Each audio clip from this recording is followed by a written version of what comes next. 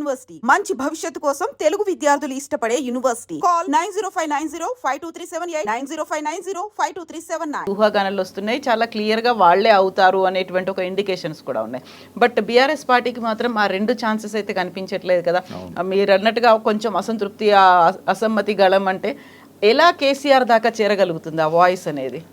అంటే ఆయనకు అర్థమైంది కొంత బీసీలు అంతా పోలరైజ్ అవుతున్నారు, మన దగ్గర కూడా ప్రెజర్ ఉంది అనేది అర్థమైంది. అర్థమయ్యే ఆయన మద్రాస్కి అధ్యయనం చేయడానికి ఒక టీం పంపించాడు ఆ రోజుల్లో. నేను కూడా అందులో పోయింటిని.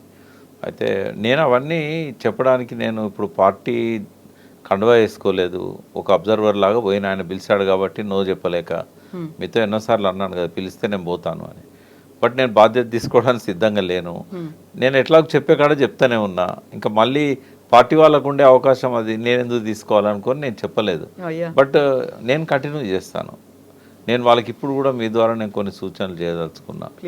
ఏంటంటే సరే మీ పార్టీలో బీసీకి ముఖ్యమంత్రి అయ్యే అవకాశం జీరో, ఎవరు నమ్మరు కూడా. ఇప్పుడు ఇస్తారేమో అని నేను చెప్పినా కూడా ఎవరు నమ్మే పరిస్థితి ఉండదు.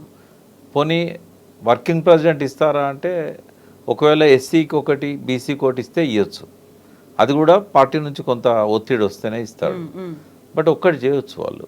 గతంలో బీసీలకు ఏమేం చేశాము, దానివల్ల జీవన ప్రమాణాలు ఎట్లా పెరిగినాయి, అది ఫిషరీస్ కావచ్చు, లేకుంటే గొర్రెలు కావచ్చు, ఇట్లాంటి పథకాలు కావచ్చు, ఇవన్నీ డాక్యుమెంటేషన్ చేయాలి.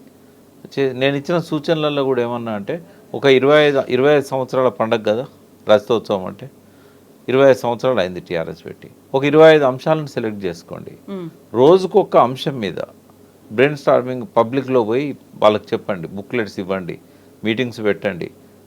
ఒక్కొక్క స్కీమ్ గురించి ఒకరోజు, ఒక్కొక్క రంగం గురించి ఒకరోజు, 25 పాయింట్స్ మీద 25 అంశాల మీద.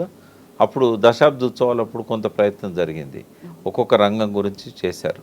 అదే ఇది కంటిన్యూ చేయమని చెప్పాము. అప్పుడు 20 రోజులు చేశారు.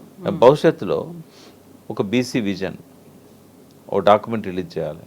గతంలో ఎస్సీ ఎస్టీలకు సంబంధించింది 2003లో ఎన్నికల కంటే ముందు అప్పుడు గ్రీన్ పార్క్ హోటల్లో దళిత మేధావులను పిలిచి ఎస్సీ ఎస్టీలకు ఒక విజన్ని ఆ రోజు రూపొందించారు.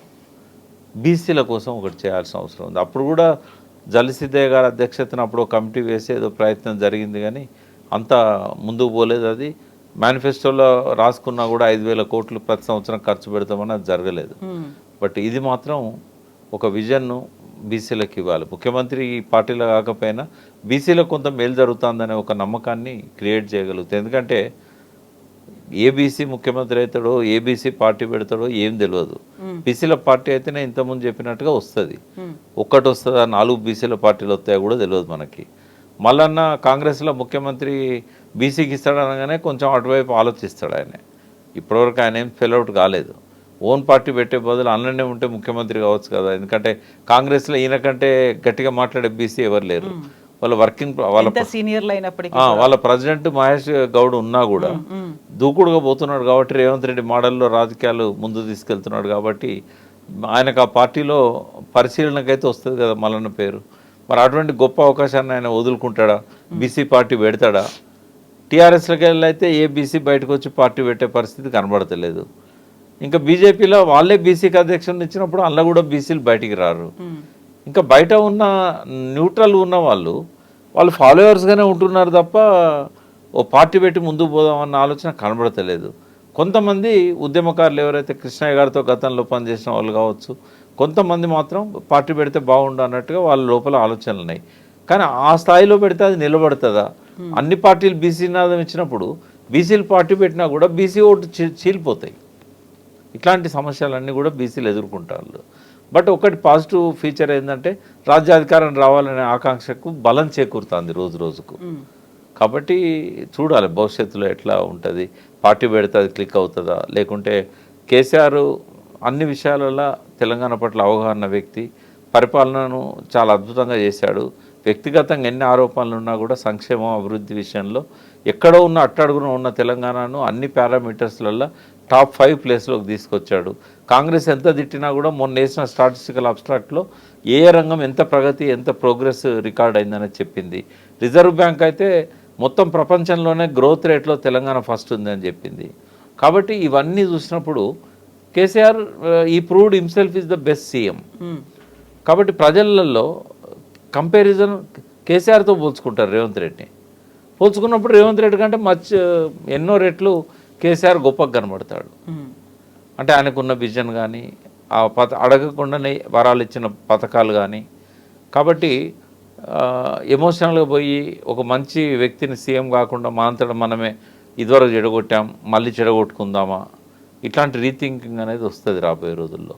నాకు తెలిసి అయితే ఒక 1 to 2 years వరకు కేసీఆర్ పెద్దగా బయటకు వచ్చి చేసేదేమి ఉండదు. ఎలక్షన్ ఇయర్లో ఏమన్నా బయటకు వచ్చి చేస్తాడేమో. ఎప్పట్లాగానే అక్కడ ఆయన డైరెక్షన్ ఇచ్చుకుంటూ వచ్చిన వాళ్ళని కొంత ఇంత ముందు కంటే కొంచెం లిబరల్గా కలుసుకుంటూ ముందుకు పోతారని అనిపిస్తూ ఉన్నది. ఆయన రావాల్సిన అవసరం లేదు, అలాంటి కంప్లైంట్స్ కూడా రావంటారా? అంటే ఎందుకంటే అందరినీ కలుస్తున్నప్పుడు ఎందుకు వస్తాయి? మొన్న మేము పోయినాడు విషయం చెప్పడానికి బర్త్డే రోజు పోతే 10,000 మంది మార్నింగ్ నుంచి ఈవినింగ్ వరకు కలిసిన వాళ్ళు 10,000 మంది ఉంటారు దాదాపు. ప్రతి ఒక్కరు సెల్ఫీ దిగారు ఆయన దగ్గర పోయి. అంటే అంతకుముందు 3-4 రోజుల నుంచి ఇదే రద్దీ ఉందని చెప్పాడు. కాబట్టి కొంత ఆయన లోపల కలవాలనే ఒకటి అది రెక్టిఫై చేసుకున్నట్టు కనబడుతూ ఉంది. బట్ ఉద్యమకారులు అందరినీ పిలిపించి గతంలో తన వెంట ఉన్న వాళ్ళకి ఆ గౌరవం ఇస్తాడా అనేది చెప్పలేము మనం. కాకుంటే కేసీఆర్లో మాత్రం కొంచెం మార్పు వచ్చింది, కొంత పాజిటివ్ కనబడ్డది. ఆయన లోపల ఉత్సాహం వచ్చింది, ఇంతకుముందు లేనంత యాక్టివ్గా ఉన్నాడు. అది కాన్ఫిడెన్స్ కూడా కనబడుతూ ఉంది. అది కనబడుతూ ఉంది. స్టార్టింగ్లో పదవి పోయిందని ఒక దిగాలు కనబడేది. బట్ ఆ తర్వాత కాలంలో దాన్ని ఓవర్కమ్ అయ్యాడు ఆయన. మళ్ళీ మనమే వచ్చేది, ఇంకెందుకు ఆలస్యం అన్నట్టు ఉన్నది ఆయనకి. 4 రోజులు రెస్ట్ తీసుకుందాం, మళ్ళీ మనమే అధికారంలోకి వస్తాం, ఈసారి పెద్ద కష్టపడాల్సిన అవసరం లేదు, వాళ్ళే మనల్ని ఎక్కిస్తారు గద్దెకు ప్రజలు అనేది ఒక ఓవర్ కాన్ఫిడెన్స్ అయితే ఉంది. బట్ బీజేపీ థ్రెట్ అనేది ఉంది ఆయనకు, అది తెలుసు. బయటికి అంత కార్యకర్తలకు క్యాడర్కు విశ్వాసం ఇచ్చినా కూడా బీజేపీ నుంచి ఒక థ్రెట్ అయితే ఉంటుంది. ఎందుకంటే యాంటీ కాంగ్రెస్ ఓట్ అనేది స్ప్లిట్ అవుతుంది. స్ప్లిట్ అయినప్పుడు కొంత టీఆర్ఎస్కి వచ్చినా కూడా కొంత బీజేపీకి పోతుంది. ఇప్పుడు ఆయన పోటీ బీజేపీతోనే ఉండాలి, బీజేపీ నుంచి తనను రక్షించుకోవాలి. ఈ యాంటీ కాంగ్రెస్ ఓటు బీజేపీ దిక్కు పోకుండా తన దిక్కు తెచ్చుకోవాలి. కాబట్టి సెలెక్టెడ్గా ఒక్కొక్క కాన్స్టిట్యున్సీ మీద ఆయన ఫోకస్ చేయాలి. ఎక్కడ ఏ నాయకుడు బీజేపీ దిక్కు పోతున్నాడు, ఇదివరకు పోయిన వాళ్ళని వెనక్కి రప్పించుకోవాలి. ఇప్పుడు గతంలో తనతో పాటు పనిచేసిన వాళ్ళని కూడా అవసరమైతే వాళ్ళని రప్పించుకొని భోజనం పెట్టి మీరు మళ్ళీ రండి, మన గూటికి మనం వస్తే బాగుంటుంది, మళ్ళీ అక్కడ ఎందుకు ఇది ఆ పార్టీ గురించి ఈ పార్టీ వల్లనే మనం ఇట్లా ఓడిపోవడం జరిగింది, మళ్ళీ ఎందుకు అటువైపు, ఇవాళ మనకు 8 మంది ఎంపీలు మన వాళ్ళు ఉండుంటే ఇట్లుండేదా బడ్జెట్లో, ఇట్లాంటి విషయాలన్నీ వాళ్ళతో మాట్లాడి మళ్ళీ తన గూటికి రప్పించుకునే ప్రయత్నం చేయాలి. ఎంతోమంది కాంగ్రెస్ నుంచి బీజేపీలో పోయి వివేక్ లాంటి వాళ్ళు మళ్ళీ వెనక్కి వచ్చారు కదా. కాబట్టి టీఆర్ఎస్ నుంచి కూడా ఈటల రాజేందర్ ఒకవేళ అధ్యక్షుడైనా లేదా ఎంపీగా ఉన్నా ఆయన రాడు.